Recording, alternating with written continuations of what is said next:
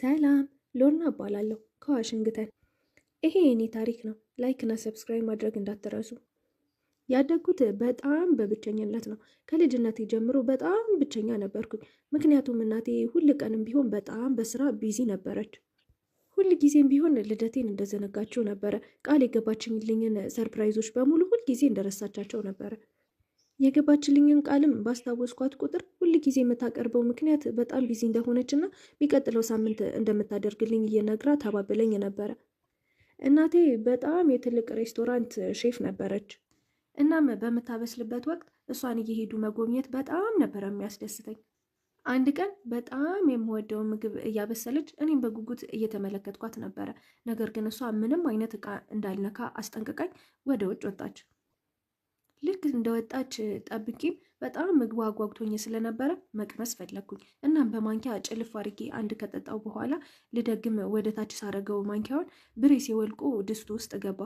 በጣም ነበር የደነገጥኩት። ወዲያውኑም እናቴ መጣችብኝ። እዛ ድስት አጠገብ ስላየችኝ እየነካካው መስሏት እየተቆጣች ነበር ወደ እኔ የመጣችው። ብሬሴን ፈልጌ የማወጣበት ሰዓት ጭራሽ አላገኘውም ነበረ። ከዛም እሷ በሳህን ሾርባውን መቅዳት ጀመረች። እናም በጣም ወሳኝ እንግዳ እንዳለባትና ድጋሚ እንዳረብሻት አስጠንቅቃኝ ምግቡን ይዛ ወደ እንግዶቿ ሄደች። ልክ ስትወጣ ጠብቄ እንደገና እየሮጥኩኝ ወደ ድስቱ ሄጂ ብሬሴ መፈለግ ጀመርኩ። ነገር ግን ከሰዓታት በኋላ ተመልሳ እየሮጠች እያለቀሰች ወደ ውስጥ ገባ። ወደ እኔ መጣ። ነግሬሽ ነበር እያለች ጮኸችብኝ። ነግሬሽ ነበረ ወሳኝ እንግዳ እየጠበቀኝ እንደሆነ ነግሬሽ ነበር። ይሄ አንቺ ብሬስ ሳህናቸው ውስጥ ምን ይሰራል ብላ ጮኸችብኝ። በጣም ተቆጣችኝ። ይቅርታ እንድታደርግልኝ ተማጸንኳት። ነገር ግን ጭራሽ ልትሰማኝ አልፈለገችም ነበረ። ወደ ህይወቷ ከመጣሁበት ሰዓት ጀምሮ ህይወቷን በሙሉ እያመሰቃቀልኩት እንደሆነ ነገረችኝ። በጣም ነበረ ልቤ የተሰበረው እንደዛ ስትናገረኝ። ከዛ ሰዓት ጀምሮ በጣም ለረዥም ሰዓታት አኮርፋኝ ነበር። እኔም ያለማቋረጥ ይቅርታ እየጠየቅኳት ነበረ። ነገር ግን እሷ ጭራሽ ይቅርታ ልታደርግልኝ አልቻለችም ነበረ። ከዛ ጊዜ ጀምሮ እናቴ በጣም ድብርት ውስጥ ገባች። እናም አማራጭ ስላልነበረን አካባቢያችንን ለቀን ወደ አያቴ ጋር ወደ ትንሽየዋ ከተማ ለቀን ሄድን። አያት እንዳለኝ እንኳን ጭራሽ አላውቅም ነበረ። ነገር ግን ወደ ቤቷ ስንገባ አያቴ በጣም ነበር ደስ ያላት ስታይኝ። መጣ ዘላም ተጠመጠመችብኝ። እኔም አያት እንዳለኝ ስለማላውቅ ነበረ ሰዓት በጣም ነበር የተደሰትኩት። እናቴ ግን በገባችበት ድብርት ምክንያት እናቷን እንኳን ሰላም ለማለት የሚሆን ትዕግስት አልነበራትም። እቃዎቿን ይዛ ክፍሏን ፍለጋ ወደ ላይ ሄደች። አያቴ በጣም የሚያማምሩ ነገሮችን ሰርታ ጠረጴዛውን ሞላችሁ። ሳያቸው በጣም ነበር የተደሰትኩት። ሁሉንም ለመብላት እያሰብኩኝ ነበረ። እናም እኔም በሁኔታዎቹ በጣም ደስተኛ ነበርኩኝ። ነገር ግን እናቴ አሁንም ቢሆን በጣም መጥፎ ስሜት ውስጥ እንዳይሆነች ነበረ። እናም አያቴ ጋር ስታወራ እየሰማኋት ነበረ። ማንም ሰው ወደዚህ ከተማ እንደመጣች እንዲያውቅባት እንደማትፈልግ ለእናቷ እያስጠነቀቀቻት ነበረ።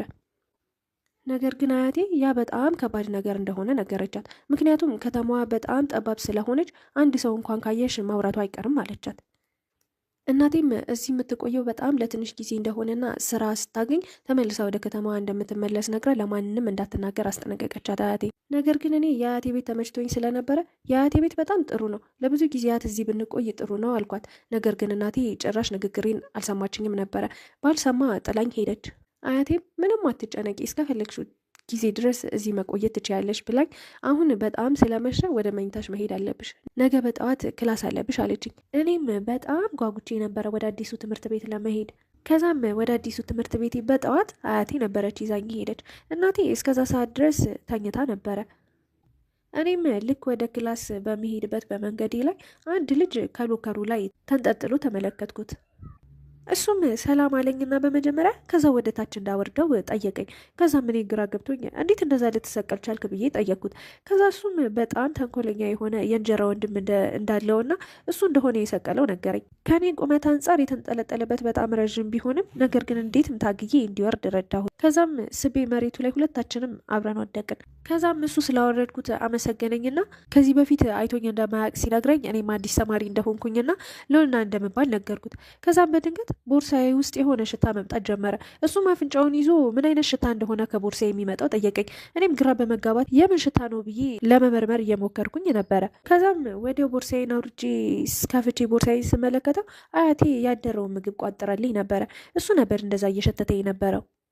እናም ልጁ ልክ ነበረ። የምግቡ ሽታ ልክ አልነበረም። በጣም ያስጠላ ሽታ ነበረው። ከዛም ልጁ ወዲያውኑ እየሮጠ ጥሎኝ ሄደ። ስሙን እንኳን አልነገረኝም ነበር። ከዛም ልክ ወደ ክላሴ ስገባ ክላሴ ውስጥ ቁጭ ብሎ አየሁት የቀድሙን ልጅ። ከዛም ወዲያው እንደተመለከተኝ በጣም በጩኸት ድምፅ ተመልከቷት፣ ያቺ ቦርሳዋ ውስጥ በጣም የሚሸት ምግብ ይዛለች ብሎ ሁሉም ሰው ፊት አጋፈጠኝ። ማመን አልቻልኩም ነበረ። እኔ ነበርኩኝ ረድቼ ከዛ ሎከር ላይ እንዲወርድ የረዳሁት። እሱ ግን በሙሉ ክላሱ ፊት አዋረደኝ። ሙሉ የክላሱ ተማሪ ወደ ወንበሬ እስከቀመጥ ድረስ አፍንጫቸውን ይዘው ነበር እያዩኝ የነበረው። መቀመጫው ከኔ መቀመጫ ፊት ለፊት ላይ ስለነበረ አንተ ደደብ ምንድን ነው እያደረግከው? እንዴት እንደረዳው አታስታውስም? አልኩት በንዴት። ከዛም እሱ በጣም ልክ ነሽ፣ አውቃለሁ ያደረጉት ነገር ልክ እንዳልሆነ፣ ነገር ግን በጣም ለረዥም ጊዜ የኔን ቦታ የሆነ ሰው መጥቶ እስኪወስድ ድረስ እየጠበኩ ነበር አለኝ። ከዛ እኔም ግራ ገብቶኝ ምን እያወራህ ነው አንተ ምናምን ስለው ሁልጊዜም ቢሆን በተማሪዎች የምገፋው እኔ ነኝ አለኝ። ሁልጊዜ በተማሪዎች ጥቃት የሚደርስብኝ እኔ ብቻ ነኝ። አሁን ደግሞ ነገሩን ወደ አንቺ አዞርኩት ማለት ነው አለኝ። ሌላ የሚጠቃ ምስኪን ልጅ ስፈልግ ነበር፣ አሁን አንቺን አደረግኩሽ ማለት ነው አለኝ መልሶ። እናም እኔም ግራ ገብቶኝ ምን ማለት እንደሆነ ስጠይቀው አይ ታዩ አንቺ በጣም ጠንካራ ስለሆንሽ ነገሩን ዲዘርቭ ማድረግ ትችያለሽ አለኝ። በጣም ነበር የተናደድኩበት። ከዛም ልክ ወደ ቤቴ ስመጣ የተፈጠረው ነገር በሙሉ ለአያቴ ነገርኳትና ድጋሚ እንደዚያ ያለ ምሳ እንዳትቋጥርልኝ ነገርኳት። አያቴም በጣም ይቅርታ አድርጊልኝ ልጄ፣ እና አሁን ወደ ሱፐር ማርኬት ሄደን ለምሳ የሚሆን ነገር ገዝተን እንምጣ አለችኝ። ነገር ግን እናቴ በሀሳቡ ደስተኛ አልሆነችም። በጭራሽ ወዴትም አትሄድም ብላ ተቆጣች። ነገር ግን እኔ መሄድ ፈልጌ ስለነበረ በጭራሽ አይሆንም ከአያቴ ጋር አብሬ ሄዳለሁ አልኳትኝ። ከዛም አያቴ ብትወጣ ምንም ችግር የለውም፣ ማንም ስለማያውቃት ምንም አይነት ችግር ይዛብሽ አትመጣም አለቻት። ከዛም በመጨረሻ እናቴ ተስማማችና እኔና አያቴ ተያይዘን ወደ ሱፐር ማርኬት ሄድን። ከዛ ግን በድንገት ያን ልጅ ከሆነ ሰውዬ ጋር አብሮ ሱፐር ማርኬቱ ሲመጣ ተመለከትኩት። በእርግጥ ሰውየው መቼም አባቱ ነው ሊሆን የሚችለው። ከዛም ለአያቴ እጄን ወደ ልጁ እየጠቆሙ ያ ነው ተመልከች አያቴ፣ ክላስ ውስጥ በሙሉ ተማሪዎች ያሳቀብኝ ልጅ ያ ነው እያልኩኝ ያሳየኋል። ከዛም ወዲያው የልጁ አባት ተመለከተንና ወደ አያቴ መጦ ሰላምታ ቀረበላት። ከዛም በጣም ካያት እንደቆየና ምን ሆና እንደሆነ ጠየቃት። ከዛም አያቴ ደህና ነኝ፣ ልጅህ ግን በጣም አድጓል ብላ መለሰችለት። ከዛም ቀጥሎ ይቺ ቆንጅዬ ልጅ ማነች አብራሽ ያለችው ብሎ ጠየቃት። ከዛም አያቴ ለሰውየው ለምን እንደሆነ አላቅም የሰራተኛ ልጅ ናት ብላ አስተዋወቀችኝ። እኔም በጣም ደንግጬ አይ በጭራሽ አይደለውም አያቴ ብዬ መለስኩላት። አያቴ ስላዳመጠኝ ሰውየው አያቴ የልጅሽ ልጅ ናት ብሎ ጠየቃት። ከዛም አያቴ በሰዓቱ ምንም ብላ መመለስ ማስተባበል ስለማትችል አመነች። አዎ የልጅ ልጅ ናት ብላ አስተዋወቀችኝ። ከዛ ግን በድንገት ሰውየው በጣም ስሜታዊ ሆነና ተንበርክኮ አቀፈኝ። ከዛም በጣም ግራ ተጋብቼ ለምን እንደዛ እንዳደረገ ስላላወቅኩኝ አያቴን ምን እያደረገ ነው ይሄ ሰውዬ ብዬ ጠየቅኳት። ከዛም አያቴ እየተንተባተበች አሁን ባልነግርሽ በዚህ ሁኔታ ደስ ይለኝ ነበረ፣ ግን ምን ማድረግ እችላለሁ፣ በቃ አሁን ተዋወቂው እሱ አባትሽ ነው ብላ አሳየችኝ። ሁለታችንም በጣም ነበር የደነገጥ ነው። ነገር ግን እኔ በጣም ግራ ስለገባኝ ለአያቴ እናቴ ግን እኮ አባቴ እንደሞተ ነበር የነገረችኝ አልኳት። ከዛም ሰውየውን በጣም ግራ ገብቶት አይ በጭራሽ እኔ በህይወት አለው አሁንም፣ ተመልከች ይሄ ደግሞ መንትያ ወንድምሽ ነው አለኝ። እኔና ልጁ በጣም ነበር የደነገጥ ነው። እየተፋጠጥን ነበር ለረዥም ሰዓት። ከዛም ያን በጣም ግራ የሚያጋባ ነገር አያቴ ወደ ቤት እየተመለስን እያለ ሁሉንም ነገር አብራርታ ነገረች። እናም እናቴ ሁለታችንን እርጉዝ በነበረችበት ሰዓት የ12ኛ ክፍል ተማሪ ነበረች። እናም ከተወለድን በኋላ እናቴ ህልሟ መኖር ስለነበረባት እኔን እንደወሰደችና አባትየው ደግሞ ወንድ ልጁን እንደወሰደ ነገረችኝ አያቴ። ግን እኔ በጣም እንደተሰማኝ ለአያቴ እየነገርኳት ነበረ። እድሜ ዘመኔን በጣም በብቸኝነት ነው የኖርኩት። እናቴ ሁልጊዜም ቢሆን በጣም ቢዚ ነበረች። እናም አንድ የሚያጫውተኝ ልጅ እንኳን እንዳለ አላውቅም ነበር አልኳት። አያቴም አይዞሽ ከዚህ በኋላ በጣም ብዙ ጊዜ ያላችሁ ከወንድምሽ ጋር የምትጫወቱበት አለችኝ። ልክ ወደ ቤት ስንገባ እናቴ በጣም ደስ በሚል መንፈስ እየጠበቀችን ነበረ። ስታይን በጣም በደስታ ተሞልታ ነበር። እናም ስራ እንዳገኘች እየጮኸች ነገረችን። እኔ ግን ያንን ጭራሽ ልሰማት አልፈለግኩም ነበረ። ስለነጠቀችኝ ልጅነት ነበር እየጮኩ ስናገራት የነበረው። አባት እንዳለኝ ለምን እንዳልነገረችኝና ዛሬ በድንገት እንደ ማንኛውም ሰው መንገድ ላይ እንዳገኘሁት ነገርኳት። ጭራሽ መንትያ ወንድምም እንዳለኝ አላወቅኩም አልነገርሽኝም ነበር ብዬ ጮኩባት። ከዛ እሷም በጣም በመናደድ ተናግሬ ነበር ወደዚህ መምጣት ያልፈለግኩበት ምክንያት ይሄ ነው አለች ማለት። ከዛም አያቴ መቼም አንድ ቀንም ቢሆን ይሄ ሚስጥር መውጣቱ አይቀርም ነበረ፣ ይሄ ቀን ዛሬ ስለሆነ እንጂ ሚስጥሩ መታወቁም አይቀር ነገር ነበር ብላ አስረዳቻት። ሚስጥሮችን ለዘላለም ደብቆ መቆየት ጭራሽ የማይቻል ነገር ነው አለቻት። ከዛም ልታስረዳኝ ስትሞክር ጭራሽ እንደማልሰማትና ለአመታት ስትዋሸኝ እንደነበረ ነግሬ ጥያት ሄድኩኝ። በሚቀጥለው ቀን በጠዋት ከእንቅልፌ ስነሳ አባቴንና መንትያ ወንድሜን ከእናቴ ጋር ኩሽና ውስጥ ቆሞ ሲያወሩ አየኋቸው። እናም አባቴ በጣም በመገረም እንዴት ወደዚህ ከተማ ስትመጪ አልነገርሽኝም እያላት ነበር። እሷም ያኔ ስንለያይ እኮ ድጋሚ እንደማንገናኝ ነግሬህ ነበር ብላ መለሰችለት። ከዛም አባትየው ቀጠል አድርጎ በመገረም እኔንስ ማየት አትፈልጊ፣ ወንድ ልጅሽን ማየት አትፈልጊም አላት። እናቴም በጣም ባዘነ አይን ወደ ወንድሜ መመልከት ጀመረች። ብራድ በጣም ግራን በመጋባት በጣም ጥሩ አሁን እናት አለኝ ማለት ነው ብሎ ጠየቀ። እኔም ልክ እንደሱ ግራ ገብቶኝ ስለነበረ እኔም አባት አግኝቻለሁ አልኩት። እናቴና አባቴ ኩሽና ውስጥ ሆኖ በጣም እየተጨቃጨቁ ነበር። እኔ ደግሞ ወንድሜን ይዤ እናቴ ያሳለፈቻቸውን ነገሮች እያሳየሁት ነበረ። እሱም በጣም ተገርሟል። እናት ስላለው በጣም ከሚገባው በላይ ደስ ብሎታል። አሁን እህት አለኝ አያትም አለኝ እያለ በጣም በመገረም እያወራኝ ነበረ። እናም አባታችን እንጀራ እናት ካገባ በኋላ በጣም ህይወቱ መስቀልቅል ብሎበት እንደነበረ እያስረዳኝ ነበር። እሷ የምር በጣም ጨካኝ ሴት እንደነበረች ነበር የነገረኝ። እናም እኔ ከዚህ በኋላ እንዳይጨነቅና እኔ እንዳለሁት ነገርኩት። እናም ብራድም ትምህርት ቤት ውስጥ ባደረገው ነገር አፍሮ በጣም ይቅርታ እንዳደርግለት ጠየቀኝ። እኔ ምንም ችግር እንደሌለው ነግሬው እቅፍ አደረግኩት። እናም ቤተሰቦቻችን በጣም ባሰሩት ስራ አፍረው ይቅርታ እንድናደርግላቸው ጠየቁን። እኛ ግን አውቀን ከፊታቸው ለእነሱ ይቅርታ ለማድረግ ጊዜ እንደሚያስፈልገን ነገር ናቸው። እኛ ግን ይህን ያደረግነው ጊዜ እንዲሰጡን ለማድረግ ስላሰብን ነበር። እናም ያን ስናደርግ እናቴ በከተማ ውስጥ ትንሽ ለመቆየት ተስማማችልን። እናም ከቀናት በኋላ እኔና ብራድ ወይንም ወንድሜ በጣም መቀራረብ ጀመርን። ሁል ቀን በየቀኑ ወደ ቤታችን ይመጣል። አያቴም በጣም ነበር በነገሩ ደስተኛ የሆነችው። ከብራድ ጋር ረጅም ሰዓታትን ነበር የምታሳልፈው። እናም እናቴም ብትሆን ከእሱ ጋር አሪፍ ጊዜያቶችን እያሳለፈች ነበር። የሆነ ሰዓት ላይ እናቴ የሆነ ቦትል መክፈት በጣም ከብዷት እየታገለች ወዲያውኑ ብራድ መጥቶ በቀላሉ ክፍት አድርጎ ሰጣት። በጣም ጠንካራ ልጅ በመሆኑ በጣም ደስ ብሏት ግንባሩን ሳመችው። በማድረጓ እሱ በጣም ነበር የተደሰተው። የሆነ ቀን ትምህርት ቤት ውስጥ ቁጭ ብለን ምሳ እየበላን ባለንበት ሰዓት የብራድ እንጀራ ወንድም ወደኛ መጥቶ የእብድ ስራዎችን መስራት ጀመረ። አንድ ቀን አባታችን ልጆቹን ሰብስቦ እራት መጋበዝ ፈለገና የሆነ ሬስቶራንት ወሰደን። ከዛም ከሁለቱ ወንዶች መሀል ለመቀመጥ መቀመጫዬን ስቤ ልቀመጥ ስል የብራድ እንጀራ ወንድም ወንበሩን ስቦ መሬት ላይ ጣለኝ። አባቴ ሊቆጣው ሞከረ ባደረገው ነገር ግን ልጁ ጭራሽ ጥፋተኝነት የሚሰማው አይነት ልጅም አልነበረም።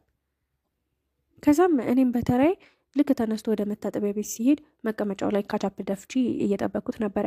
ብራድ አይቶኛል፣ ነገር ግን ሊያስቆመኝ አልፈለገም ነበር። አብሮኝ እየተዝናና ነበረ። መጦ ከተቀመጠ በኋላ እኛ ሳቃችንን መቆጣጠር አልቻልንም ነበር። ለምን እንደምንስቅ ደጋግሞ እየጠየቀን ነበረ፣ ነገር ግን ምንም አልመለስንለትም። እናም ልክ ሲቆም ካቻፑ ሙሉ ለሙሉ ሱሪውን ለቅልቆት ነበረ። የሆነ ቀን በትምህርት ቤት ውስጥ ምሳ ሰዓት ደርሶ ምሳዬን ይዤ ሲሄድ ብራድንና ያን ስርዓት የሌለው ወንድሙን እና ጓደኛውን አብረው ቁጭ ብለው አየኋቸው። እኔም አብረው ቁጭ ብለው ሳያቸው በጣም ስለተናደድኩኝ ብራድ ላይ መጮህ ጀመርኩኝ። አብዳሃል እንዲ አንተ ብራድ፣ ሌላ መቀመጫ ፈልገን እና ከኔ ጋር እንቀመጥ አብረን ምናምን ብዬ ነገርኩት። ከዛም ያ ባለቢጫ ጸጉር ልጅ በጭራሽ ብራድ ከዚህ በኋላ ከአንቺ ጋር አይመጣም፣ የራስሽን መቀመጫ ፈልገሽ መቀመጥ ትችያለሽ አለኝ። ምን እየተፈጠረ እንደነበር ማወቅ አልቻልኩም። ብራድም ያን ሲናገር ዝም ብሎ ነበር ያየው። በጣም ነበር ግራ የተጋባሁት። ከዛም በሚቀጥለው ክላስ እረፍት ላይ ብራድን አግኝቼ ለብቻው አናገርኩት። ምን እየተፈጠረ እንደነበረ እንዲያስረዳኝ ጠየቁት። እናም ብራድ ከእንጀራ እናቱ ጋር ጥሩ ግንኙነት ስለሌለው ለዩኒቨርሲቲ ስኮላር ካላገኘ በጭራሽ ከፍላ እንደማታስገባው ነግራኛለች አለኝ። የግድ እንድትከፍልልኝ ልጇን አብሬ አስጠኝቼ ለዩኒቨርሲቲ እንዲያልፍ ማድረግ ይኖርብኛል፣ አሊያ ግን በጭራሽ ወደ ዩኒቨርሲቲ አትልከኝም ብሎ ነገረኝ። እናም የግድ እሱን አብሬ ማስጠናት አለብኝ አለኝ። ከዛ እኔም በጣም ግራ ገብቶኝ እሷ ጋር ምንም ጥሩ ግንኙነት መፍጠር አይጠበቅብም፣ ወደ ዩኒቨርሲቲ ለመግባት አባቴ መቼም በእርግጠኝነት በቂ ብር ይኖረዋል፣ እሱ ሊከፍልልኝ ይችላል አልኩት። እናም እሱ በጣም የሚገርም ነገር ነገረኝ። አባታችን በቢዝነስ ስራው በጣም እንደከሰረ ነገረኝ እና ምንም አይነት ገንዘብን እሱ ሊከፍልልኝ አይችልም አለኝ። እናም ሁሉንም ነገር ማድረግ የምትችለው እንጀራ እናቴ ናት። አንዳንድ ቀን ያገባትም ለገንዘቧ ብሎ ይመስለኛል። እናም በቤት ውስጥ ያሉትን ሁሉንም ነገሮች የምትቆጣጠራቸው እሷ ነች አለኝ። አባቴም በእሷ ቁጥጥር ስር ነው፣ ስለዚህ የግድ እሷ ያለችኝን መቀበል ይኖርብኛል አለኝ። ከዛም ያን ካለኝ በኋላ ብቻዬን ጥሎኝ ሄደ። ከዛ ጊዜ በኋላ እንደገና ብቸኝነቴ ወደ እኔ ተመልሶ መጣ። እናቴን ለማናገር በሞከርኩ ሰዓትም እንደገና እሷም ስራ አግኝታ ስለነበረ በጣም ቢዚ እንደሆነች ነው እየነገረችኝ የነበረው። ፈጣሪ ይመስገን አያቴ ግን ነበረች። ነገር ግን አያቴ ሰሞኑን ጭራሽ ደህና አልነበረችም። በጣም የማስታወስ ችግር እያጠቃት ነበር። እናም አንድ ቀን ከትምህርት ቤት ወደ ቤቴ ስመለስ አያቴ በጣም በሚያስደነግጥ ሁኔታ ማን እንደሆንኩኝ ትጠይቀኝ ጀመር። ማን እንደሆንኩኝ ደጋግማ እየጠየቀችኝ ነበር። ጭራሽ ልታስታውሰኝ አልቻለችም ነበር። እኔ ምን ማድረግ እንዳለብኝ በዛ ሰዓት ግራ ገብቶኝ ነበረ። ከዛም ግን ፖሊስ ጠርቼ ከማስያዜ በፊት ውጪ ልኝ ከቤቴ ብላ አስወጣችኝ። ልነግራት ላስታውሳት ሞከርኩ፣ ግን ጭራሽ ልታዳምጠኝ አልቻለችም ነበር። ከቤቷ አስወጣችኝ። እናም እናቴ እስክትመጣ ድረስ ውጭ ላይ ቁጭ ብዬ እየጠበቅኩኝ ነበር። በሚቀጥለው ቀን አያቴን ወደ ሆስፒታል ወሰድናት። እናም ዶክተሮቹ የማስታወስ ችግር እንዳለባት ነገሩን። ያን ስሰማ በጣም ነበር ያዘንኩት። እናም ለእናቴ እንዳዘንኩ እየነገርኳት ነበረ። አንድ ያለችኝ ላውራት የምትችለው ብቸኛ ሰው አያቴ ነበረች። እሷም ታመመች አልኳት። ከዛም እናቴ በጣም ባዘነ አይን እያየችኝ እኔን ማናገር ትችያለሽ አለችኝ። ነገር ግን እኔ ሁል ቀን ቤት ውስጥ እንደማትገኝና በጣም ቢዚ እንደሆነች ነገርኳት። ከዛ ጊዜ በኋላ እናቴ ቤት ውስጥ ጊዜ ማሳለፍ ጀመረች። እናም አያቴን አብረን በስነ ስርዓት እየተንከባከብናት ነበረ። እናም እናቴ እንደዚህ አለችኝ፣ እኔ እናንተን ስወልድ በጣም ትንሽዬ ልጅ ነበርኩኝ እና በዛ ሰዓት በጣም ብዙ ህልሞች ስለነበሩኝ እነሱን ያላሳካው ይመስለኝ ስለነበረ ነው ጊዜ እየሰጠሁሽ ያልነበረው። ከዚህ በኋላ ግን ቤተሰብ በጣም አስፈላጊ ነገር እንደሆነ ተረድቻለሁ። እናም ሁሌም አብሬሽ እሆናለሁ። ይህንን ለማሰብና ለመገንዘብ በጣም ስለቆየው ይቅርታ አድርጊልኝ አለችኝ። እኔም ያንን ስትናገር በጣም ደስ ስላለኝ እቅፍ አደረኳት ሄጄ። ነገር ግን ከዛ ጊዜ በኋላም ቢሆን ብራድ በጭራሽ አካባቢ ላይ ሊኖር አልቻለም። ጭራሽ እንዳልተፈጠርኩ እረስቶኝ ነበረ። እናም ሀይ ስኩል እስክንመረቅ ድረስ ጭራሽ ቼክ እንደማያደርገኝ ነግሮኝ ስለነበረ በዛ መሰረት ነው እየተጓዘ የነበረው። እናም አንድ ቀን 12ኛ ክፍል እያለን በመንገዴ ላይ ብራድ የሰው መኪና ለመስበር ሲታገል ተመለከትኩት። በጣም ነበር የደነገጥኩት። በጣም እየጮኩኝ ምን እያደረገ እንደሆነ እየጠየኩት ነበር። እሱም እንደማያገባኝና ከዛ አካባቢ እንድጠፋ እየነገረኝ ነበር። ነገር ግን እኔ በጭራሽ ጥየው እንደማልሄድና አሁን እየተጓዘበት ያለበት መንገድ በጭረት እንደሆነ ደጋግሜ እየነገርኩት ነበረ። እናም ይህን ተግባሩን ካላቆመ ወዴትም እንደማልሄድ እየነገርኩት እያለ ያ ባለ ቢጫ ጸጉር የብራድ እንጀራ ወንድም ወደኛ መጣ። እናም ከርቀቱ ነው እየጮኸ እየጠበቅንህ እኮ ነው ብራድ፣ ምን እየሰራ ነው? እቃውን ይዛሃት መጣም እያለው ነበረ። ሳየው ወዲያውኑ ነበር እሱ እንደላከው የገባኝ። ብራድም መኪናውን መክፈት እንዳልቻለ በሚያሳዝን ድምፅ እየነገረው ነበር። ሳየው በጣም ስለተናደድኩኝ አንተ እንደሆንክ መጀመሪያውኑም ገምቼ ነበረ። በጭራሽ ይሄንን እንድታደርጉ አልፈቅድላችሁም፣ ለመምህሩ ሄጄ እናገራለሁ እያልኳቸው ነበረ። አያገባሽም እያለኝ ነበር። ነገር ግን እኔ በጭራሽ አልሰማሁትም። ወደ ፕሬዚዳንቱ ቢሮ ሄጄ እናገራለሁ ስለው እንዳልሄድ እጄን ጎትቶ ያዘኝ። በጣም እያሳመመኝ ስለነበር እየጮኩኝ ነበረ እንዲለቀኝ። ከዛ ግን በዛ ሰዓት ብራድ በጣም በሚገርም ሁኔታ በኃይለኛ ቡጢ መንገድ ላይ ዘራ። እናም ሁለተኛ እህቴ እንድትነካት አልፈቅድልህም ካለው በኋላ በጣም በሚገርም ሁኔታ መደባደብ ጀመሩ። እኔም ወደ ዳይሬክተሩ ቢሮ እየሮጥኩኝ መሄድ ጀመርኩኝ ልናገር። ከዛም ፕሬዚዳንቱ ከነገርኩት በኋላ ወደ ፖሊስ ደወለ። እናም ያ ባለ ቢጫ ጸጉር ጥፋተኛ ሆኖ ስለተገኘ በፖሊሶች ተወሰደ። እናም ይሄ የመጀመሪያው ጊዜ እንዳልሆነና ከዚህ በፊትም እንደዚህ አይነት ስራ ሰርቶ እንደነበረ ነገሩኝ። እኔም በጣም ተናድጄ ስለነበረ ብራድን ምን እየተፈጠረብህ ነው ግን ብዬ ጠየቁ። ብራድም አሁንም ቢሆን የኮሌጁ ጉዳይ እንደሆነ ነገረኝ። የእንጀራ እናቴ በጣም ሰይጣን ናት። ልጇ የሚለውን ነገር ካልሰራው ሄዶ ይናገራል። እንዳስከፋሁት እንጀራ እናቴ ካወቀች ደግሞ በጭራሽ ወደዛ ዩኒቨርሲቲ ልትልከኝ አትችልም አለኝ። እኔም በጣም ግራ ገብቶኝ ለአባታችን አልነገርከውም ብዬ ስጠይቀው ሞክሬ ነበረ ግን በጭራሽ ሊያምነኝ አልቻለም አለኝ። በጣም ስላሳዘነኝ አቀፍኩት። የሆነ መንገድ እንደምፈልግና ሁሉም ነገር ሰላም እንደሚሆን ነገርኩት። ከዛም ወደ ቤት ከሄድኩኝ በኋላ የተፈጠሩትን ነገሮች በሙሉ ለእናቴ ነገርኳት። ስትሰማ እናቴ በጣም ነበር የተናደደችው። እናም ቀጥ ብለን ወደ አባታችን ቤት ሄድን። እናም እናቴ አባቴን ብራድ ከዚህ በኋላ ከኛ ጋር ነው መኖር ያለበት ብላ ወሰደችበት። አባቴ ቢከፋውም እኛ ግን በጣም ደስተኞች ነበረ። ከቀናት በኋላ የዩኒቨርሲቲ መግቢያ ደብዳቤያችን መጣ። የኔ ሲመጣ በጣም ነበር ደስተኛ የነበርኩት። እናም ፉል ስኮላርሺፕ ነበር ያገኘሁት። በጣም ደስ ብሎኝ ነበር። ብራድም በእኔ በጣም ደስተኛ እንደነበረ እየነገረኝ ነበር። እናም የእሱ ስኮላርሺፕ ግን ተቀባይነት እንዳላገኘ ነገረኝ። ከዛም እናቴ ግን በጣም የሚገርም ነገር አደረገች። አሁን በጣም በቂ የቆጠብኩት ገንዘብ ስላለኝ ለአንተ ስኮላርሺፕ መክፈል የሚያስችል ደረጃ ላይ ነኝ። ስለዚህ ሙሉ ክፍያውን ከፍዬ ወደ ዩኒቨርሲቲ ልካለሁ። ከዚህ በኋላ በምንም ነገር ላይ እንድትጨነቅብኝ አልፈልግም አለችው። እና በጣም ደስ ብሎን ስለነበረ እያከበርን ባለንበት ሰዓት አያቴ ድንገት ወደኛ መጣች። ከዛም ግን በድንገት አያቴ ሁላችንም አስታወሰችን። እናም ብራድ ቤት ውስጥ ምን እየሰራ እንደነበረ በዛ ሰዓት እየጠየቀችው ነበር። ይህንን ስሰማ በጣም ነበር የተደሰት ነው። አያቴ ድጋሚ ማስታወስ ጀመረች። እናም በዛ ሰዓት ደስታችን ተመለሰ።